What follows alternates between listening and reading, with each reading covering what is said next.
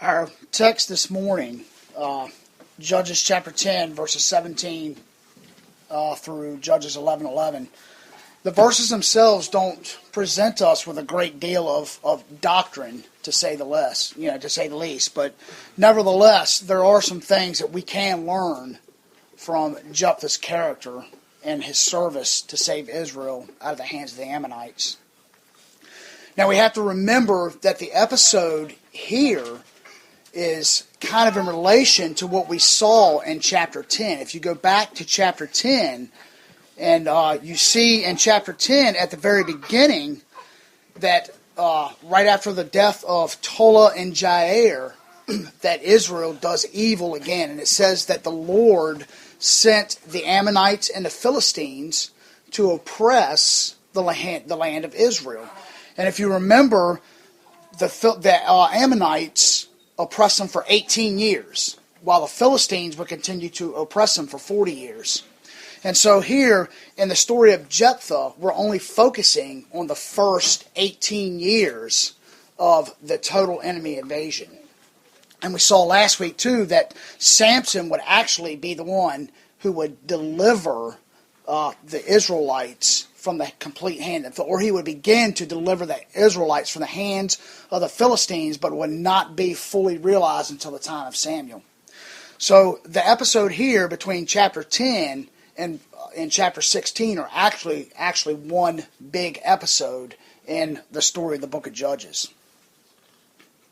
Now Jephthah, that's presented here to us, he's actually a very kind of a unique character, and he's one of the people that you would not really expect to be a deliverer of Israel.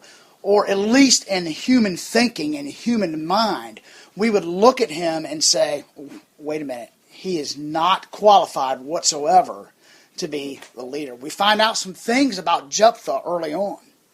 We're going to go walk a little bit verse by verse here through this text in a little bit. But I want us to remember the book of Judges as a whole, and how God specializes in using people that were either not looked at as being capable or just uncommon in a sense. You go back all the way to Judges chapter 3, and we read a story about Ehud. Now Ehud, he's actually one of my favorite characters, because the one thing that the writer tells us about Ehud is that he's a left-handed man. Now, that doesn't really stand out to us that much, but we have to remember in that society, at the very least, a left-handed person was looked at oddly because everything was done with the right hand. And at the very greatest, a left-handed person was looked at as unclean because the left hand, and even in many Eastern cultures today, the left hand is considered an unclean thing. But here God took somebody who was uncommon, like Ehud, and used Ehud's skills. He used Ehud's way of thinking in order to deliver the people of Israel. Now, this is not to say that Ehud was in and of himself the only one that could have delivered Israel. Obviously, we know God could have used anybody to deliver Israel. But yet Ehud, here as he was somebody who was considered uncommon. And if you remember the story of Ehud, how the Moabites come and they oppress Israel for, I think, another 18 or 20 years or something like this. And so Ehud devises a plan to sneak a weapon into the chambers of the king in order to assassinate him.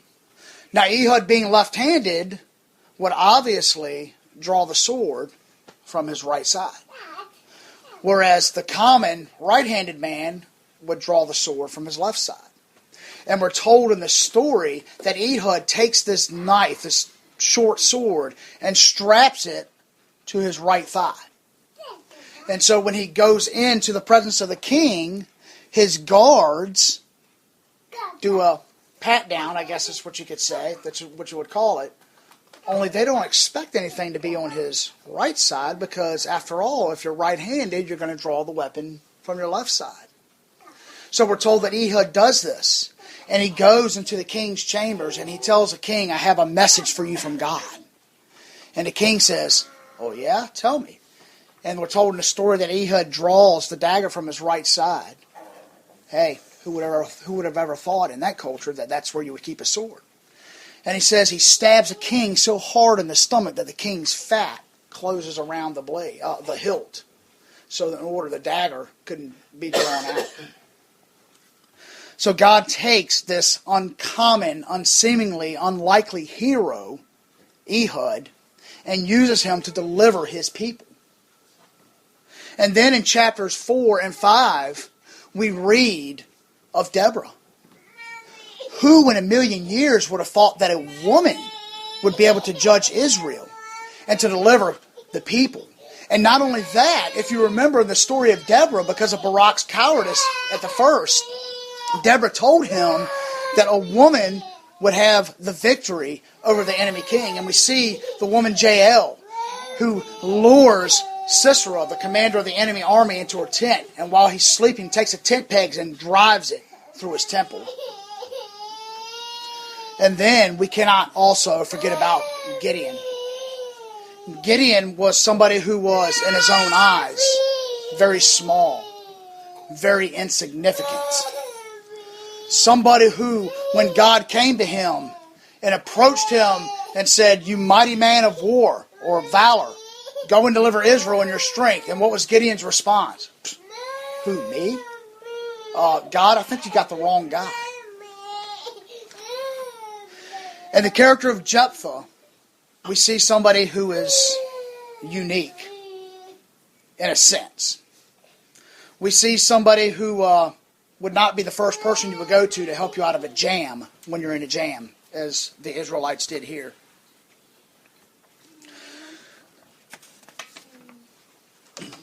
But God, nevertheless, chose to use somebody with a marred past, somebody with a blackened past, in order to save his people from their enemies. And if you remember here, if you remember from the last chapter, the people of Israel had first cried out to God when the enemy came to them. And God said, "No more. Go serve your other gods. Go serve the ones that you call out to them for them to deliver you." And in verse 16 of chapter 10, we see that the people of Israel truly did repent by putting away their foreign gods. And by not only just putting them away, but worshiping Yahweh, the true God. And it says God's soul was grieved over their misery, and he began to raise up a deliverer. This is where we pick up the story here in Judges chapter 10, verses 17 through Judges chapter 11 and verse 11. So the first thing we see here at the end of this chapter is in chapter 10, verses 17 and 18, we see that the people are being called to arms. It says here that the Ammonites, they gear up for battle. Now, if you remember, again from last week, the Ammonites attacked the east side of the Jordan. They didn't go to the west side of the Jordan where most of the land was. They attacked the east side. And they had prepared to go up and go into the west side of the Jordan in order to surround the Israelites on the entire southern side. While the Philistines were out to the west, God was using them to humble and try to bring his people back to repentance in the west. So the Ammonites are called to battle. They get up and they go, and it says they camp in Gilead. Now, if you're looking at a Bible map, one of the things you're going to see is that Gilead is actually an entire territory. But it certainly wasn't uncommon to have several towns named the same thing in that area, and we're going to see that here. But Gilead was actually a town. It was an area, but it was also a town. And there's actually another Gilead, a city that's on the west side of the Jordan, all the way near the Mediterranean Sea. And like I said, the one that we're dealing with here is on the east side of the Jordan. Now, it's generally agreed, well, the Israelites here camp in a place called Mizpah.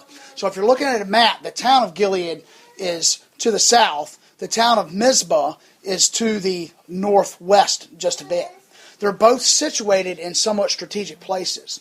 And it's generally agreed by most commentators that this Mizpah is the same Mizpah where Jacob and Laban made their covenant with each other before departing ways in the book of Genesis. If you remember, Jacob is fleeing Laban, going back to the land of Canaan. where he's from, and he sneaks away in the night. He takes Rachel and Leah and all the children with him and the flocks and the goats, and Laban pursues him. It says he pursues him very hard and finally catches up to him around Mizpah. This is the same Mizpah that the Israelites here in chapter 10 and 11 are camped at, ready to go to war. This is also the same Mizpah that Samuel rallied the troops in 1 Samuel to fight against the Philistines, when the Philistines were coming to them and trying to overpower the Israelites. And then on the opposite side, you had the Ammonites who set up camp in Gilead. And we discussed the region, that there was a region and there was a town of Gilead.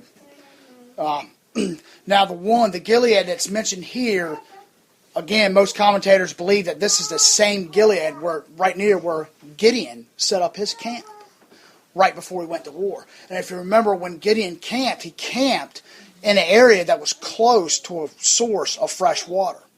And this is the river where he came down, and he was able to sort out, where God told him to sort out the army. You remember the 300 men that got down and drank water with their hands, while the other ones stuck their heads in the water and began to drink, and God separated the 300. And so while Israel is camped at Mizpah and the Ammonites are camped at Gilead, they're kind of all waiting to find out what the next move is. At least Israel is. And then the author moves straight in to chapter 11. And he introduces us to the hero of this story, the story of Jephthah. Verses 1 through 3 tell us about Jephthah's marred past. So who was this Jephthah guy? What did he do? Who was he? I can tell you one thing. When you read the story of Jephthah and you think of it having a happy childhood, you certainly wouldn't think of Jephthah. In the 3 verses that cover his early life, the only positive thing that is said about Jephthah is that he was a mighty warrior. He was a man of war, and he knew how to fight. I'm sure he probably knew strategy, and I'm sure it was a skill that he was kind of forced to pick up after he fled from his family's home. The author tells us in 11:1, now Jephthah the Gileadite was a mighty warrior. And then he interjects with a contrast. But, it says, he was the son of a prostitute. Now, this was not a good way to start life in that culture. If you go back and remember the story of Abimelech, who was Gideon's son, we saw that Abimelech was the son of a concubine. Concubines in that culture were often received as somewhat legitimate wives.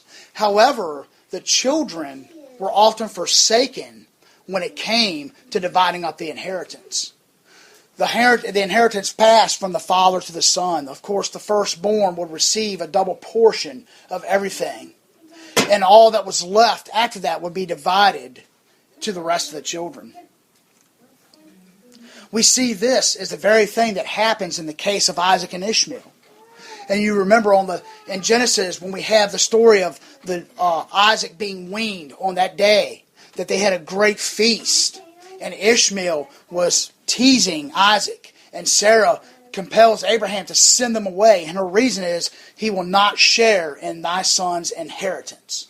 Basically what she was saying is, Ishmael is the son of a slave, a concubine. Isaac is the true son. He will receive the inheritance. Ishmael will not. But even later on in Abraham's life, in Genesis chapter 25 and verse 6, we see that after Sarah's death, Abraham takes another wife, and he has other children through her. But yet, Genesis 25:6 tells us that Abraham sent these children away with gifts in order to leave the inheritance for Isaac. So if being the son of a concubine was bad, and you were excluded from having the inheritance as a concubine's son, how much more would you be excluded if you were the son of a prostitute. And make no mistake,